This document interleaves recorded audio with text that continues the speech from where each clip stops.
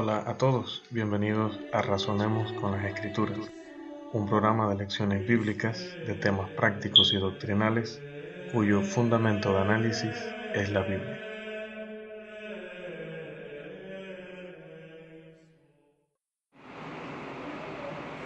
Estamos listos, buenos días, bendiciones a todos de Dios nuestro Padre que está con nosotros hoy. Lo creemos así y por eso es que estamos más felices de volver a encontrarnos, de volver a reunirnos como iglesia para adorar a Dios y para seguir aprendiendo de su palabra. Damos gracias también a Jesús porque sabemos que también nos acompaña, que también está presente teniendo comunión con cada uno de nosotros. Y damos gracias sobre todo al Espíritu Santo, o en especial, porque es el tema que hemos estado tratando y vamos a estar tratando durante el transcurso de este año respecto a los seminarios que se presentan aquí en esta congregación cada final de mes. Y nosotros estamos estudiando en especial lo que tenemos acá, la influencia calvinista en el estudio del Espíritu Santo, que recordando de lo que hablábamos hace 4 semanas atrás o 5 semanas atrás, se refiere a aquel señor que en español le llamaríamos Juan Calvino, que creó un sistema religioso basado en 5 puntos principales y que ese sistema religioso con esos 5 puntos es prácticamente la base de la doctrina de la salvación que enseña el 95 o 98, no tengo los números exactos, de porcentaje de grupos religiosos en nuestro día. De manera que cuando salimos a predicar el Evangelio, o cuando algunas personas vienen acá a visitarnos, o cuando intercambiamos con alguien en nuestro trabajo o nuestro lugar de estudio, pero muy probablemente hablaremos con alguien que cree una doctrina que está basada en alguno, en varios o en todos los 5 puntos del sistema de Juan Calvino. Para recordarles, y ojalá tengamos allí las notas. ¿Usted se imagina que uno, haciendo un breve paréntesis, se presentara al colegio o a la universidad sin bolígrafo, sin cuaderno? ¿Qué pasaría con nuestros compañeros con respecto a nosotros? Se reirían en nuestra cara. Y los profesores se sentirían que la persona está menospreciando probablemente su clase o que la persona simplemente va a pasear. Pero si la persona está de alguna forma absorbiendo ese material, no solo mentalmente, sino que trata de tener también sus notas, su grabación, su foto de lo que se escribe, de lo que se presenta, alguna manera de conservarlo para seguirlo estudiando, entonces a través de esas acciones, de estos detalles, quien enseña y los compañeros pueden notar que hay un interés y hay un valor en lo que se está presentando. Los temas que hemos estado estudiando y que vamos a estudiar del Espíritu Santo no son temas que usted o yo podemos comprender simplemente con un repaso o que podemos memorizar y guardar allí en nuestro banco de memoria por muchos años con una sola presentación. Son temas complejos, pero son temas importantes. Si la iglesia es también obra del Espíritu Santo, y si nuestro cristianismo es el resultado de esa obra del Espíritu en nuestras vidas, pues tenemos que entender quién es Él, qué es lo que realiza en nuestra vida, y por contraparte también, no solamente el cristiano debe afirmar la verdad, sino que el cristiano debe defender la verdad del error. Debe conocer ambas cosas, tanto la verdad como el error. Y si vamos a rescatar personas que están involucrados en esto y decimos que más del 95% lo están, quiere decir que, creo que se dice así, 1 de 5 casas o 1 de 3 casas que visitemos, nos vamos a encontrar a un discípulo del calvinismo. Él no lo sabe. Él no le va a decir que él está creyendo tal o cual cosa porque eso lo enseñó Calvino, porque eso lo ideó este hombre, porque en 1800, 1700 y tanto. No le va a decir eso.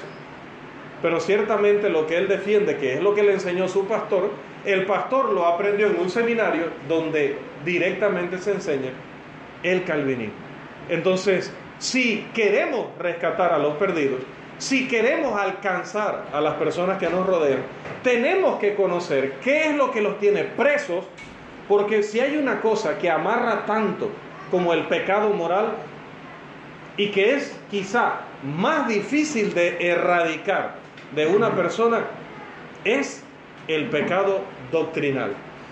Porque por lo menos el que anda en una inmoralidad, también en un alto porcentaje, aquí diríamos 2 de cada 3, 3 de cada 5, no sé, no soy experto en estadísticas, estará consciente de que lo que está haciendo está mal, o se le puede concienciar más fácilmente. Pero cuando una persona cree honesta y sinceramente que está sirviendo a Dios y que ha estado 15, 20, 30 años estudiando una doctrina, un sistema religioso que es el que él piensa que le acerca a Dios, allí está más difícil.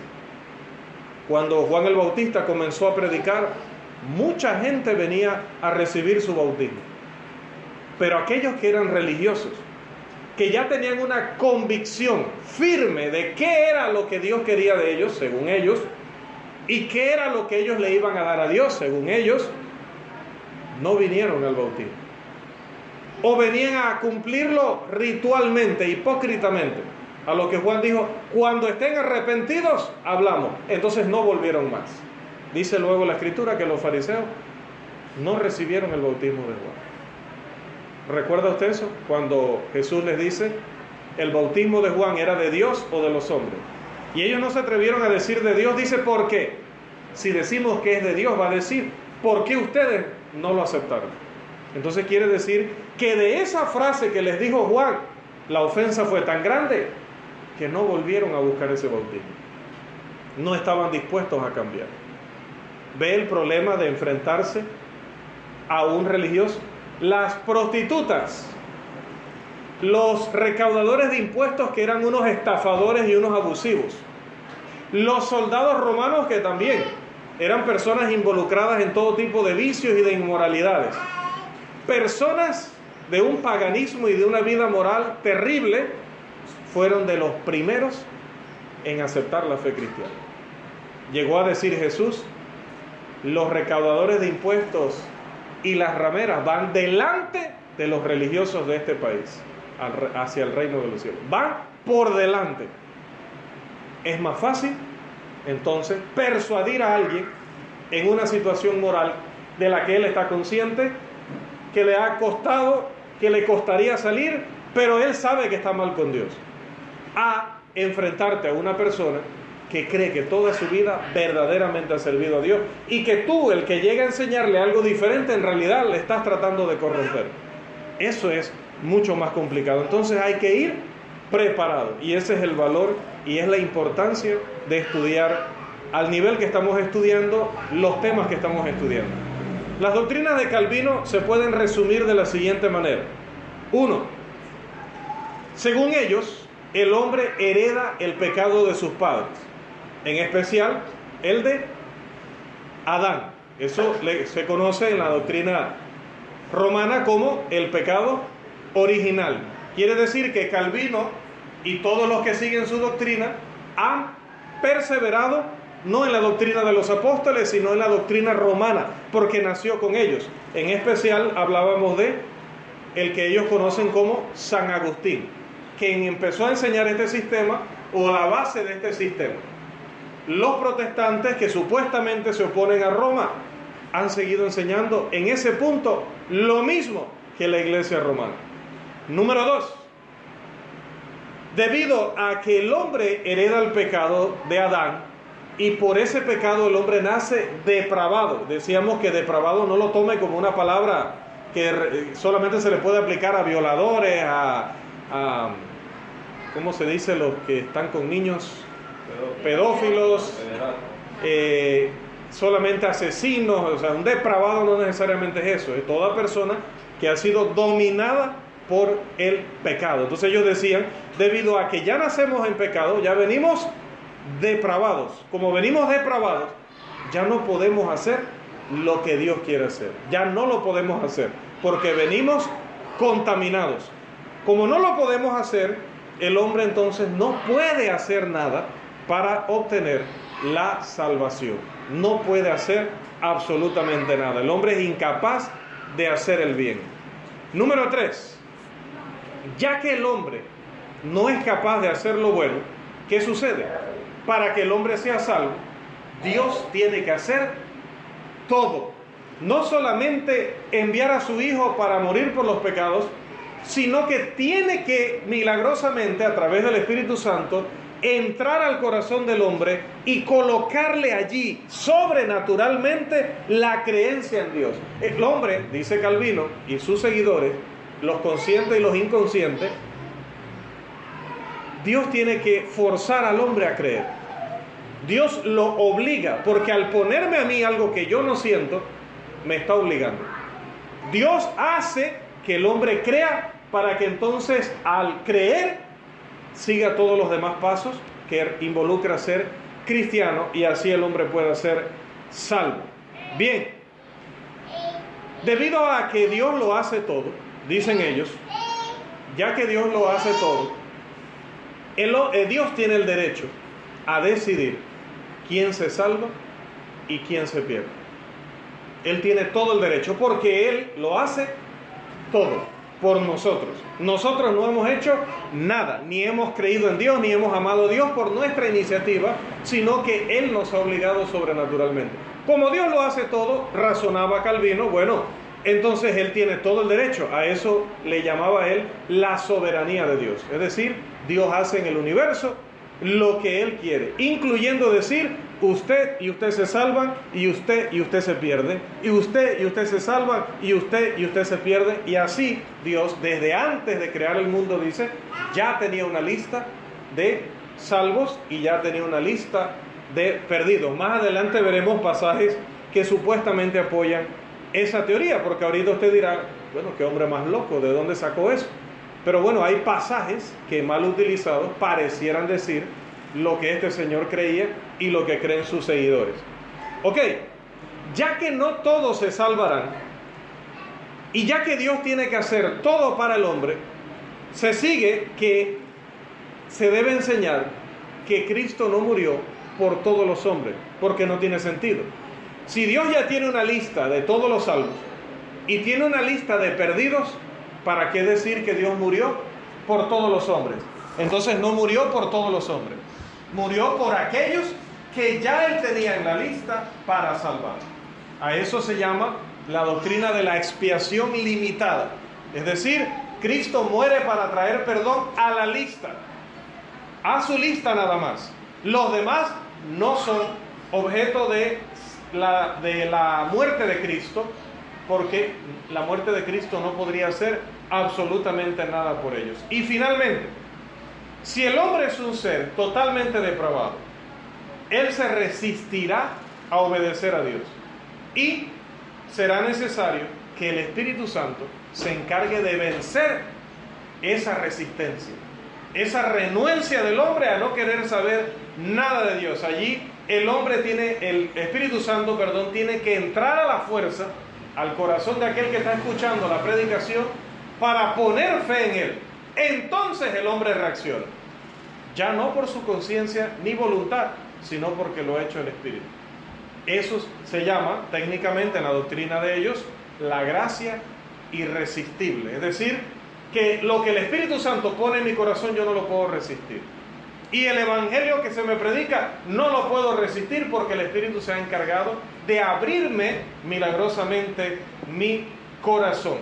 Esto pues se asocia obviamente con la doctrina de la soberanía de Dios, de que si Dios puede decidir quién se salva y quién se pierde, Dios también puede decidir que el Espíritu Santo entra a mi corazón cuando me están predicando el evangelio o cuando estoy estudiando la palabra, para que yo acepte lo que está allí, aunque yo no lo hubiese querido o no lo hubiera querido. De aquí viene que muchas personas afirman, muchos religiosos enseñan, que cuando yo voy a estudiar la palabra, yo tengo que pedir la iluminación del Espíritu Santo. Y a veces nosotros, tan acostumbrados como el pez dentro del agua, que ya a veces se nos olvida que estamos rodeados de agua. A veces nosotros venimos acá y repetimos la misma terminología sin saber de qué nosotros estamos hablando. Pedimos que el Espíritu Santo nos ilumine en el momento que vamos a estudiar. O cuando se ora por el predicador, que el Señor ilumine al predicador para el mensaje que va a entregar. Pero resulta que en la Biblia la iluminación era para los que recibían revelación sobrenatural. Por lo tanto, cuando usted y yo pedimos eso, estamos pidiéndole a Dios que me revele sobrenaturalmente su verdad. Y eso ya no es necesario. Ya Dios ha revelado todo lo que nos quería revelar. Y ya lo hizo sobrenaturalmente. Allí están las Escrituras.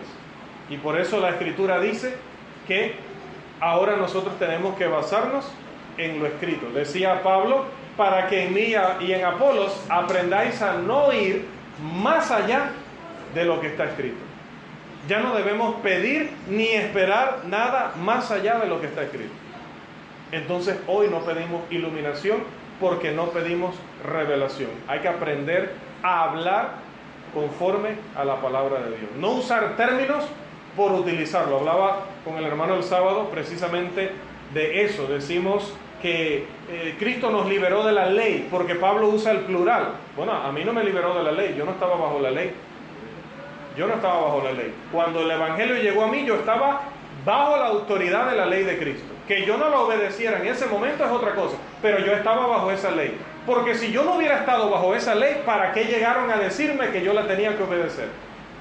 Si a mí me dijeron que tenía que obedecer el Evangelio porque esa ley es para mí, entonces no estaba yo bajo la ley de Moisés. Entonces hubieran tenido que predicarme la ley de Moisés, pero me predicaron el Evangelio porque esa es la ley con la que yo tengo obligación. Sea cristiano o sea inconverso, esa es la ley ante la que yo tengo que responder. Jesús dijo, ni yo le juzgo. La palabra que yo he hablado, ella le juzgará en el día postrero. Y la palabra que nos trajo Jesús, dice Hebreos, es el Nuevo Testamento que está construido sobre mejores promesas y entregado a través de un mejor o un nuevo mediador. ¿Estamos claros hasta allí? Bien.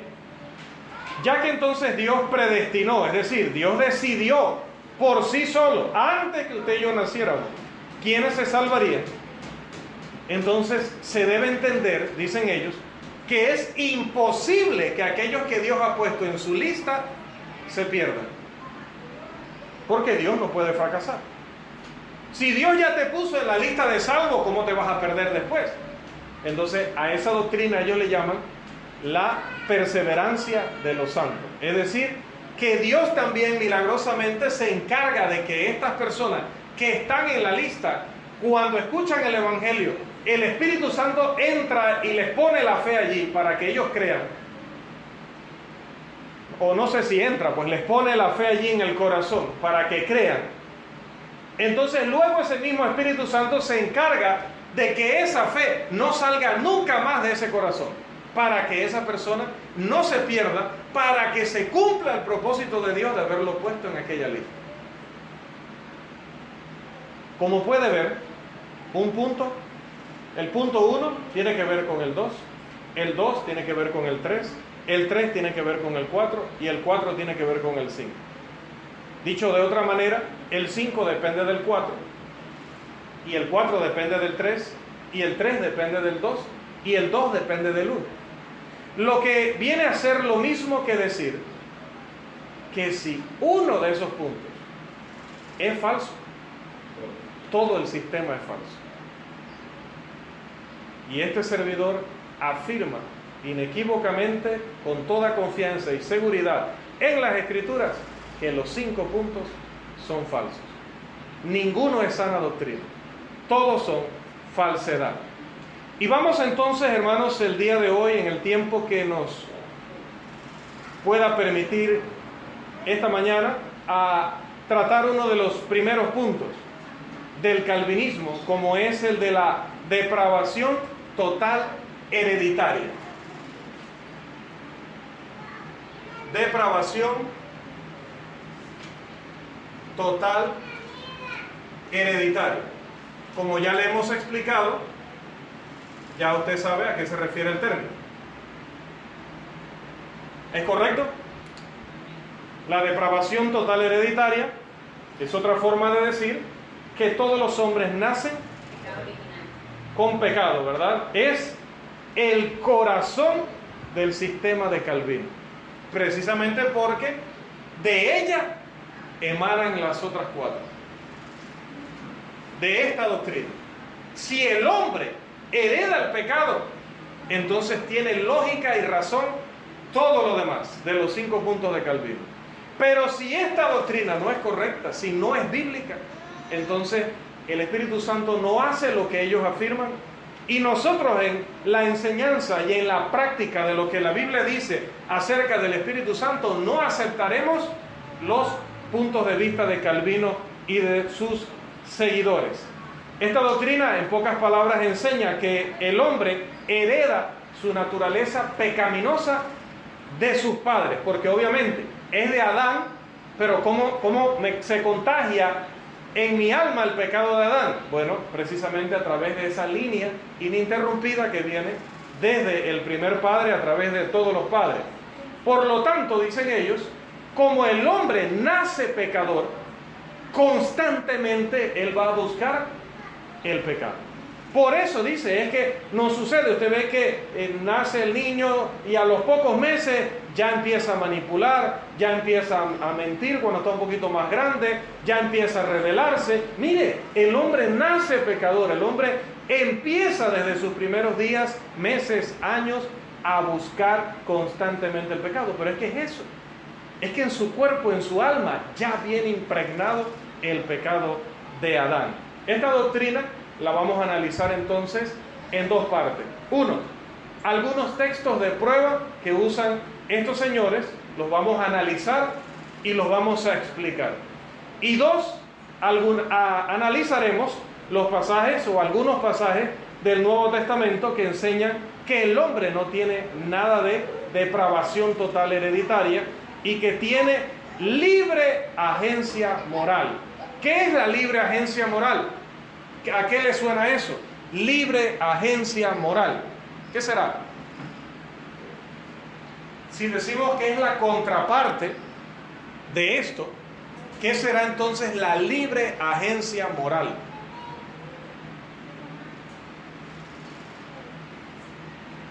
Que el hombre peca porque así lo decide. Es su libertad o pecar, y es su libertad obedecer a Dios. Delante de él tiene las opciones y él lo decide. No es que lo domina un pecado que está sobrenaturalmente puesto en su cuerpo, en su alma, en su mente. No. Él tiene la oportunidad de decidir entre el bien y el mal. Recordemos, vamos a Génesis. Génesis capítulo 4. Y recordemos algo que estuvimos viendo hace aquellas cuantas semanas atrás. Las palabras del Señor para Caín. Génesis capítulo 4, los versículos 6 al 8.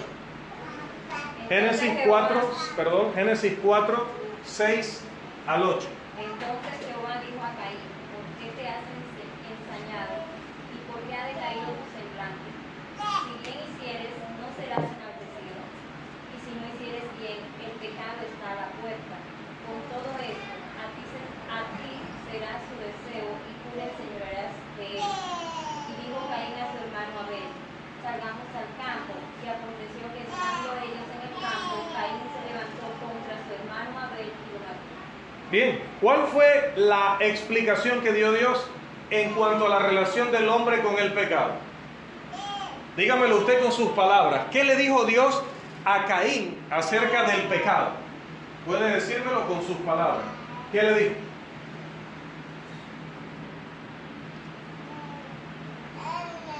Sé que en la Reina Valera usa un lenguaje un poquito oscuro, dirían los intérpretes, o sea, un poquito enredado. Pero yo creo que lo entendemos porque ya aquí lo explicamos. ¿Qué le está diciendo Dios en pocas palabras a Caín? ¿Qué le dijo? ¿Por qué estás enojado? Pero luego, cuando se refirió al pecado, ¿qué le dijo? puede controlar. ¿Dónde estaba el pecado? A la puerta. El pecado está a la puerta. Bien, ahora vamos a comparar Génesis 4:6 o 4:7. Vamos a compararlo con Apocalipsis 3:20. No lo busquen porque ese texto lo debemos saber de memoria. He aquí, yo estoy a la puerta y llamo. Si alguno oye mi voz y abre la puerta, yo entraré a su corazón. ¿Dice así? Bien. ¿Estamos de acuerdo? No sé, dice, pero no lo he buscado, me lo voy a buscar.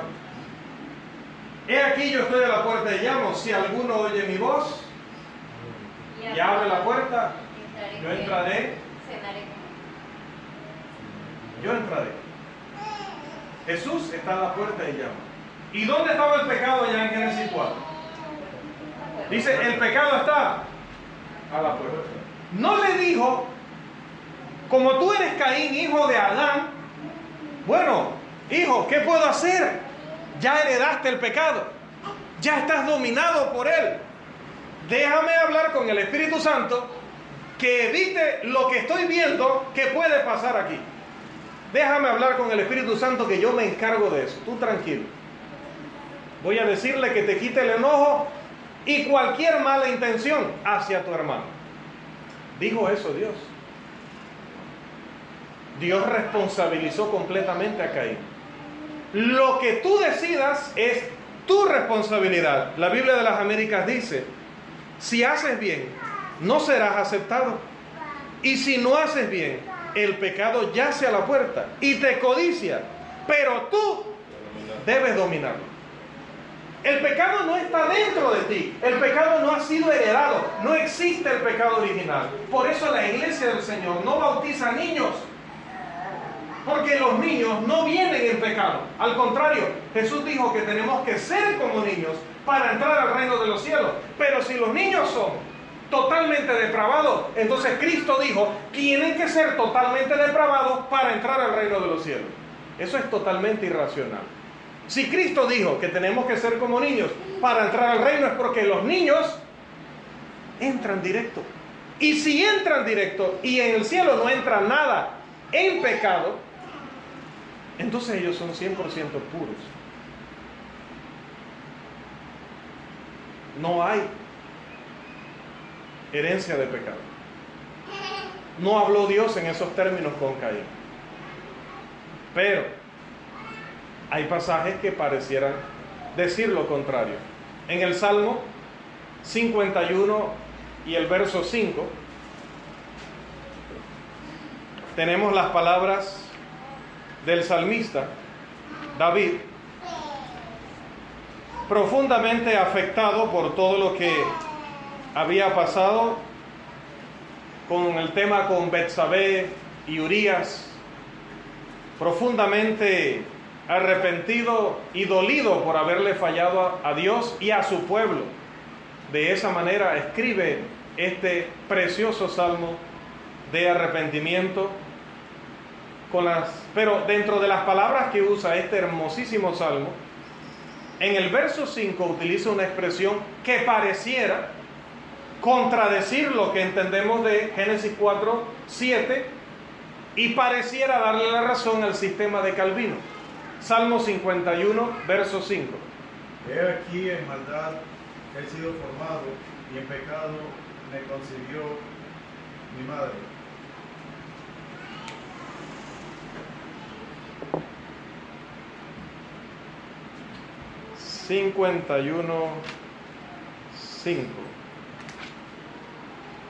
Ahora sí. Dice acá, he aquí yo nací en iniquidad y en pecado me concibió mi madre. Pero cuando ellos leen este pasaje, entienden que David está diciendo que heredó el pecado de sus padres. Pero si cuando sus padres o su madre lo concibió, cuando su padre lo engendró, sus padres eran 100% puros o eran pecadores como usted y como yo. Cuando los padres de David, sus progenitores, lo formaron, la madre lo concibió, el padre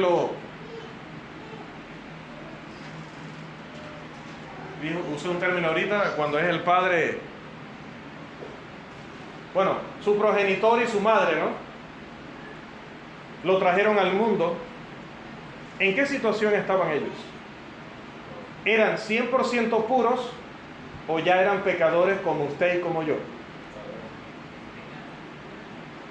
Ya tenían una edad adulta. Estaban ya teniendo este hijo y otros hijos. Es más, si mal no recuerdo, David era el último de 8. Creo que eran 8 hijos y él era el menor. Por lo tanto, ya ellos venían concibiendo hijos. Y David dice, en pecado me concibió mi madre.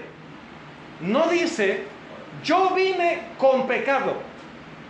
No dice, yo heredé el pecado de mi madre. Está diciendo y afirmando que él aprendió el pecado porque desde que él nació ya el pecado existía.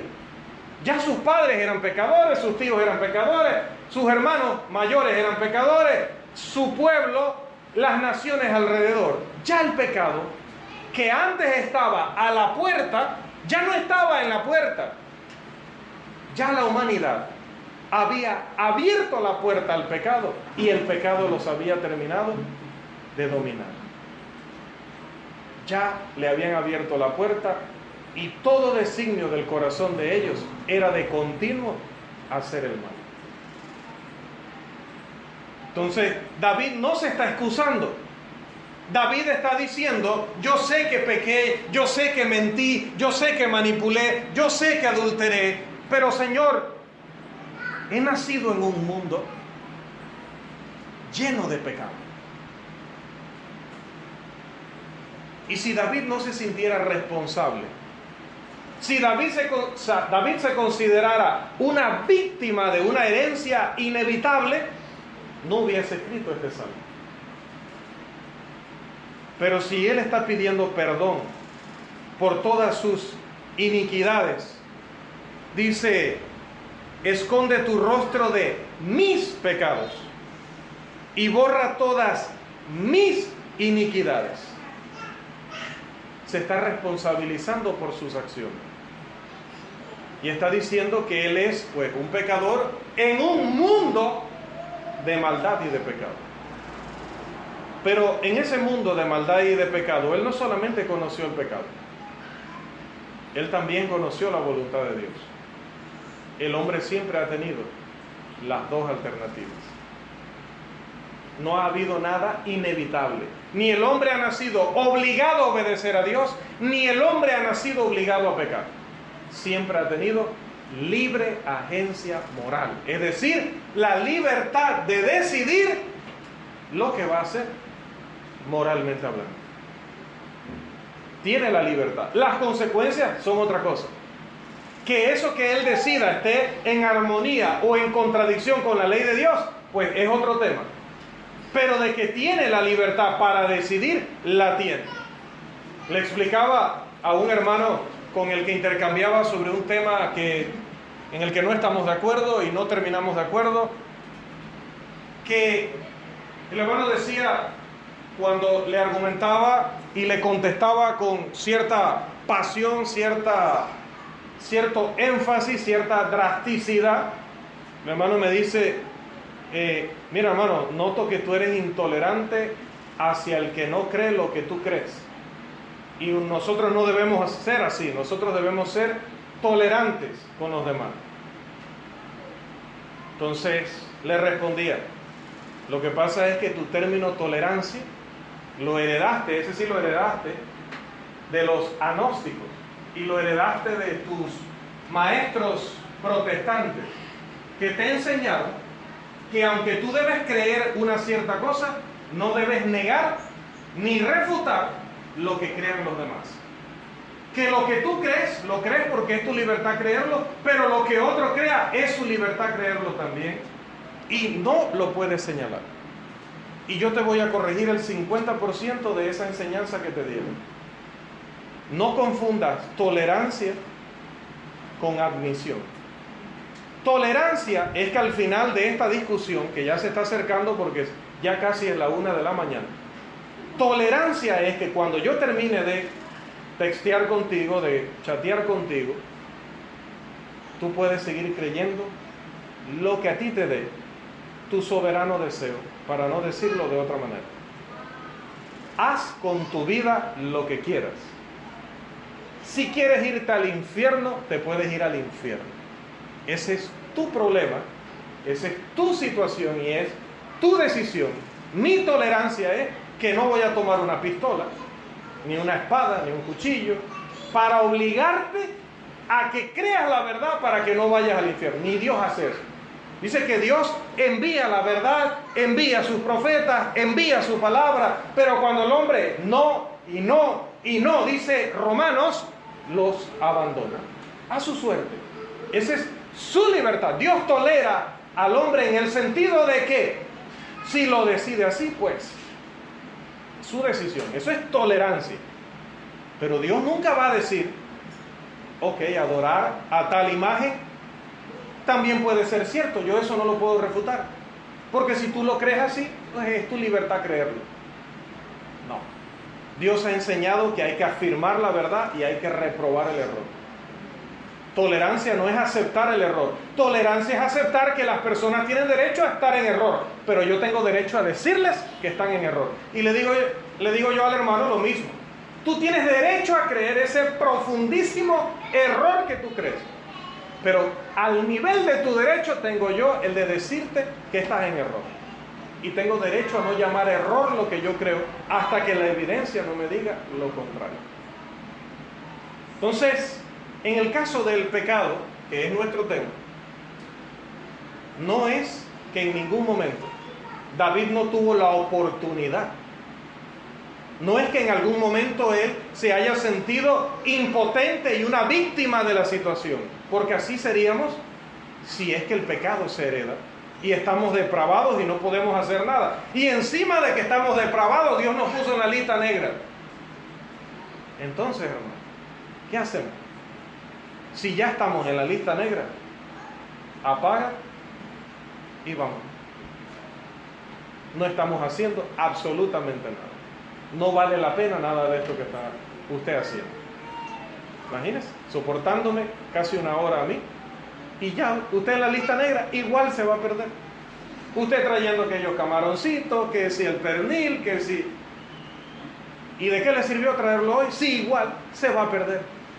Porque según los calvinistas, ya Dios lo decidió, porque Él dijo que usted iba a nacer depravado. Increíble. David, hermanos, se estaba lamentando, como decía, por sus pecados de adulterio, de homicidio, de mentira, en su incidente con Urías y con Betsabé. David estaba usando una figura de lenguaje conocida como hipérbole. La hipérbole es aquella figura en la que usted expresa una cosa exagerada, pero para dar énfasis. Usted dice, no salgas así, oye, que todo el mundo te va a criticar. Pero los árabes no lo han visto usted, ni los chinos, a menos que usted viva en calle Cuarta. No lo han visto los vietnamitas, no lo han visto los africanos, no, lo vio la comunidad aquí. Pero nosotros decimos, después te ve y empieza a hablar todo el mundo. O sea, es un énfasis de una gran cantidad de personas va a hablar mal de ti. No hagas eso. Eso es hipérbole, se hace para poner énfasis. Y esto, hermano, se puede deducir, como decía, del contexto del Salmo 51. David no se sentía una víctima. David no hablaba de un pecado heredado. David hablaba de que tomamos malas decisiones y luego podemos arrepentirnos de ellas. Y si lo hacemos, si nos arrepentimos y confesamos, lo que dice Juan, Dios es fiel y justo para perdonarnos. Imagínense que si fuéramos víctimas, ni siquiera tendríamos que pedir perdón. ¿Por qué? ¿Por qué tengo que pedir perdón? Imagínense que yo pida perdón pues por ser flaco. ¿Qué puedo hacer? He intentado y solo me crece la barriguita. Y le voy a pedir perdón a usted porque soy flaco. Y usted me va a pedir perdón porque es muy bajito. Y me va a pedir perdón porque está muy corto. Y se va a disculpar porque es moreno. O porque es noble. Y yo me voy a disculpar porque soy una mezcla de quién sabe qué. No sé ni qué soy. Por lo menos ellos saben qué son. Nosotros, una mezcla de tantas cosas. ¿Nos vamos a disculpar por eso? Me voy a disculpar por nacer en Panamá. Tú no puedes pedir perdón por lo que tú no puedes evitar.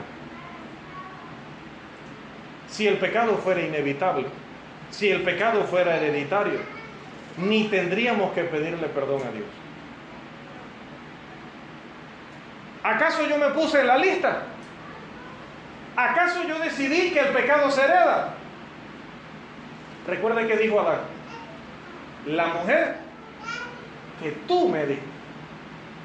Indirectamente le está diciendo a Dios: me pusiste una cáscara, según tú eras ayuda idónea, y mira la ayuda idónea que me resultó ser. ¿Qué cáscara? Claro, y ahora que yo estoy en el suelo porque uno renco y lo empujan, ahora vienes a alzarme la voz a mí. Qué fácil, ¿no? Cuando tú fuiste la que me la pusiste, yo estaba bien, estaba yo conversando acá con los ángeles, compartiendo con los leones, con los elefantes, con los no sé qué, con las plantas, con la naturaleza, y tal, pusiste a esa mujer allí. La pusiste tú. Y ahora miren lo que me ha metido. Y Dios se vuelve y le pregunta a la mujer: ¿qué tiene que declarar usted a su favor? Bueno, similar. La serpiente que tú dejaste que entrara al Edén. ¿Por qué? Tú puedes poner seguridad aquí, pero aquí no hay seguridad. Aquí entran y salen como que, imagínate, Satanás en el paraíso. Además,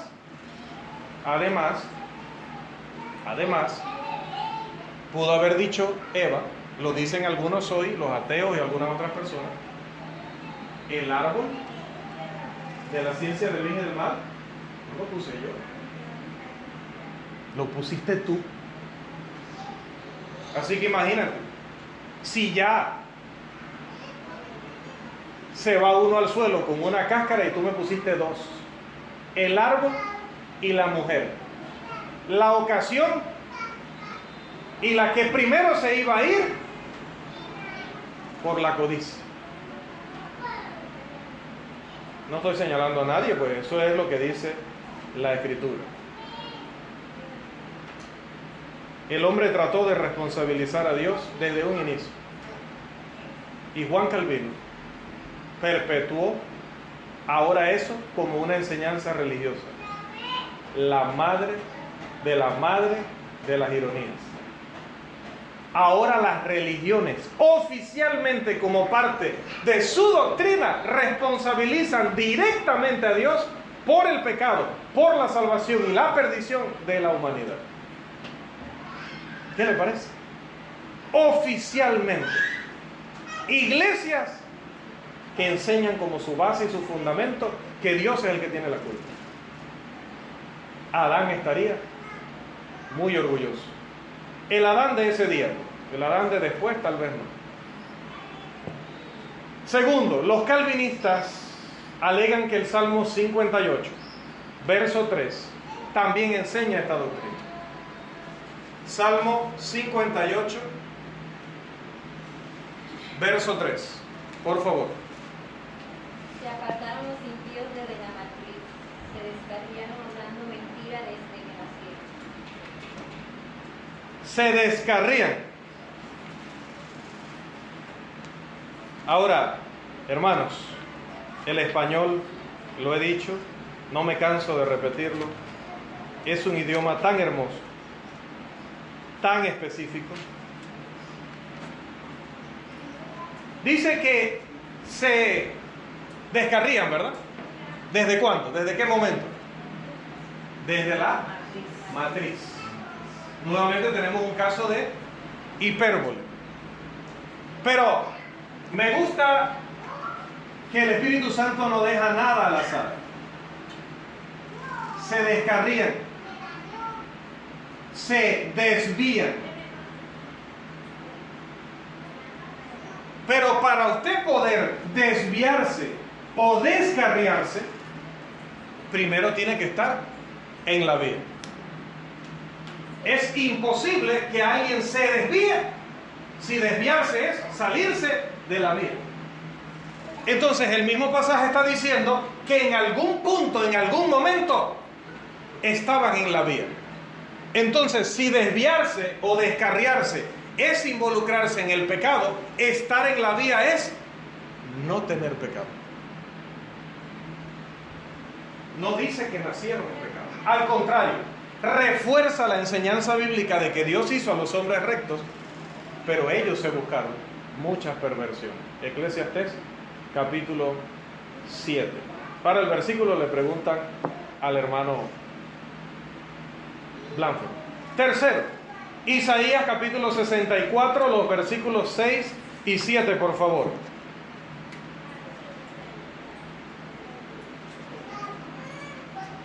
Isaías 64, los versículos 6 y 7. Todos nosotros somos como el inmundo, y como trapo de inmundicia todas nuestras obras justas. Todos nos marchitamos como una hoja y nuestras iniquidades como el viento nos arrastra. Y no hay quien invoque tu nombre, quien se despierte para asirse de ti, porque has escondido tu rostro de nosotros y nos has entregado al poder de nuestras iniquidades.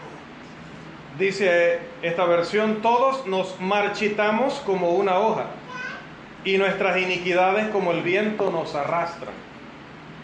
Volvemos nuevamente. Para que una flor se marchite,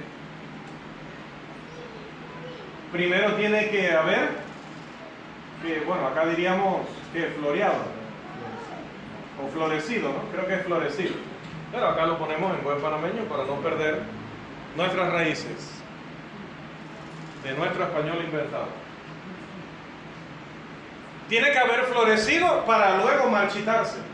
Si nosotros nos marchitamos, entonces quiere decir que en algún momento fuimos puros, pero en el camino vino algo que provocó un efecto en nosotros que terminó marchitándonos. En el caso de la flor, por ejemplo, si usted la aleja de la tierra, la aleja del agua, la marchita.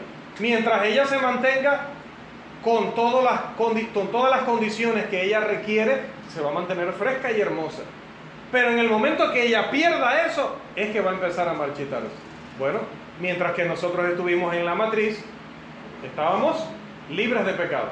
Nacimos y todavía libres de pecado.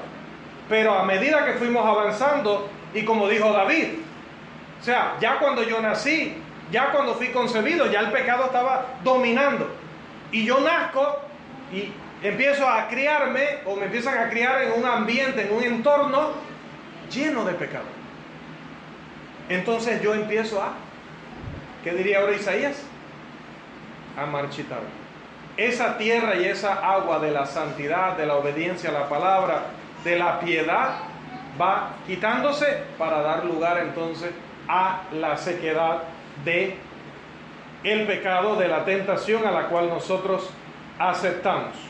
Solamente hay dos estados en los cuales la humanidad se puede encontrar: o son puros o son impuros. La Biblia nos enseña a través de estos pasajes que el hombre en primer lugar fue puro, así como Adán y así como Eva. Luego, entonces, el hombre tomó decisiones para infringir la ley de Dios. Porque ¿qué es el pecado? Romanos 3:23. Porque el pecado es infracción de la ley. Es Juan. Romano no. Romano 3:23 dice: por cuanto todos pecaron, están destituidos de la gloria de Dios. No porque nacieron así, tiene razón. Primera de Juan 3:4. Porque el pecado es infracción de la ley. Usted no infringe, ni yo infrinjo ninguna ley por nacer. Allí no se infringe ninguna ley. De hecho, fue Dios quien le dijo a los padres: fructificaos y multiplicaos y llenad la tierra. Así que cuando usted contribuye a eso, o como el hermano Alirio se lo toma muy en serio, pues usted no está pecando. Usted está cumpliendo un mandamiento original de multiplicarse y llenar la tierra, y no ha infringido mandamientos. Pero cuando estas personas nos dicen que hemos nacido en pecado, nos están diciendo que entonces solo por nacer ya estoy infringiendo la ley, porque el pecado se define como infracción de la ley. Y no dice Dios que nos ha destituido porque lo heredamos. No. Romanos 3:23 dice que porque actuamos en contra de la voluntad de Dios, por cuanto todos pecaron. Si nosotros nos vamos a Romanos, vamos a adelantarnos un poquito porque el tiempo ya cabalga de manera inmisericordia. A Romanos capítulo 5.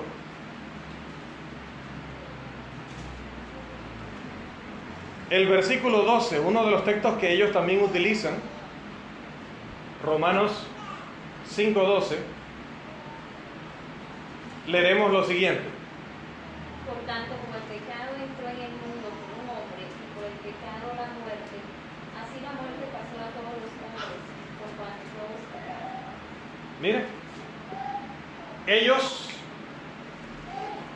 se presentan ante la Escritura tomando una parte e ignorando lo demás, porque solamente les conviene una frase que pueda justificar su creencia. La primera frase pareciera justificarla. ¿Qué dice la primera frase?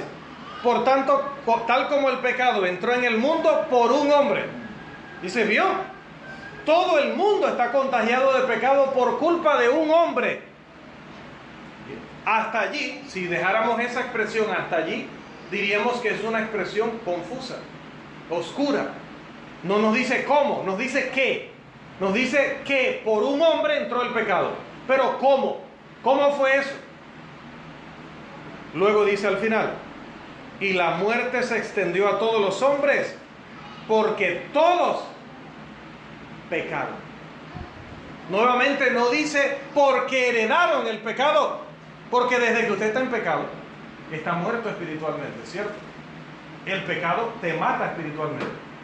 El pecado te separa de Dios. El pecado pone una división entre el cielo y nosotros. Por lo tanto, si naciéramos en pecado, automáticamente al nacer seríamos enemigos de Dios. Automáticamente al nacer estaríamos en contradicción con la ley de Dios. Pero, dice la Escritura, que la muerte solo se extendió a todos los hombres cuando todos pecaron. Y ahí el término es un verbo, y el verbo implica acción. Y la herencia no es una acción, es algo que usted recibe pasivamente. Ahí usted no actúa, usted lo recibió, no fue ni su decisión. Pero Romanos dice que la muerte se extendió a todos cuando todos pecaron. Entonces ya de allí podemos entender la frase que el pecado entró al mundo por un hombre. ¿En qué sentido entró? No en herencia, porque no existiría la última frase que dice que murieron porque pecaron. Entonces debe significar que no había pecado hasta que un hombre lo introdujo al entorno, al ambiente.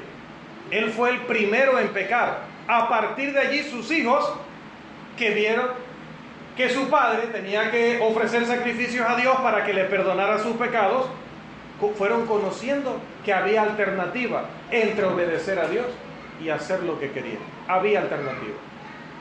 Y al ver que sus padres en alguna ocasión, como hacen todos los hijos están pendientes de conocer alguna historia turbia, alguna anécdota nuestra para poder decir, vienes ahora a estarme poniendo limitaciones a mí cuando ¿tú qué?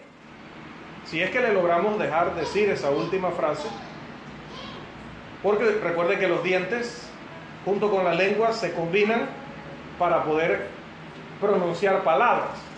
pero si ya no tienes dientes, probablemente no terminas de decirlo. Pero si te dejan decirlo o lo dices de lejos, es muy recurrente que los hijos digan, vienes a criticarme a mí. ¿Y tú? ¿Qué? ¿Qué hiciste tú cuando eras joven? ¿Cómo vine yo al mundo? Y vienes a criticarme ahora a mí. Tú sí hiciste y volviste, pero ahora quieres corregirme a mí. Nosotros, hermanos, podemos ver en Génesis 4 que a Caín se le ofreció alternativas. Pero él dijo, bueno, Dios también le dio alternativa a mi madre. ¿Y qué hizo mi madre? Hizo lo que ella decidió hacer, no lo que Dios le había revelado. Y mi padre, lo mismo. Así que, ¿por qué yo no puedo hacer también lo que yo quiero? Más adelante, y termino con esto, viene Lamec. Si quieren saber el capítulo, luego le preguntan al hermano Blanco. Pero en algún capítulo de Génesis, luego viene Lamec y dice, pues, si Caín hizo lo que quiso, yo también puedo. Así que vino y dice, y tomó para sí 2 mujeres. Y es del primero que tenemos constancia que empezó este tema de la poligamia. Si él hizo lo que hizo, si Adán hizo lo que hizo, si Eva hizo lo que hizo, yo también puedo hacer lo que quiera. Es más, a Caín, que era un impío, dice que Dios lo protegió, le puso una marca para que nadie lo matara. Y si alguien lo mataba, Dios lo iba a vengar 7 veces. Bueno, yo voy a tomar 2 mujeres y cuando alguien haga algo contra mí, seré vengado no 7, sino 70 veces 7. ¿Ve? Desde el principio los hijos vienen pensando que nuestros errores justifican y dan luz verde para que ellos hagan lo que quieran. ¿Y saben qué? Sí puede ser que nuestros errores le den a ustedes pies para que hagan lo que quieran. Y si nosotros tratamos de evitarlo es porque les amamos. Y porque ya nosotros sabemos el vuelto que trae hacer lo que uno quiere. Ya nosotros lo sabemos. Porque ya fuimos y vinimos, y fuimos y vinimos, y fuimos y vinimos. Conocemos bien ese camino y dónde termina. Y lo que queremos es evitar que se estrellen. Porque no sé por qué cada generación, no lo sé, no lo entiendo. Cada generación viene pensando que justo a ella no le va a pasar lo que le pasó a la generación anterior, y la anterior, y la anterior, y la anterior, y la anterior, y la anterior, y la anterior, y la anterior, y la anterior, y la anterior, y la anterior, y la anterior, y la anterior, y la anterior, y la anterior, y la anterior, y debido a que el tiempo venció no puedo terminar de decir todos los anteriores, ya los tenía memorizados. ¡Qué suerte! Solamente a usted no le va a pasar. Su mamá está loca y su papá está loco. A usted no le va a pasar. Le ha pasado al hombre por 10.000 o 15.000 años, cada generación, cada hijo, pero usted no. Usted es el más vivo. Usted es el más inteligente. Usted es intocable. Satanás no puede con usted. Las fuerzas de la naturaleza no pueden con usted. Usted va a hacer lo que usted quiere y a usted no le va a pasar nada. ¿Qué cosas? Luego el hospital viene y te dice, te lo dije.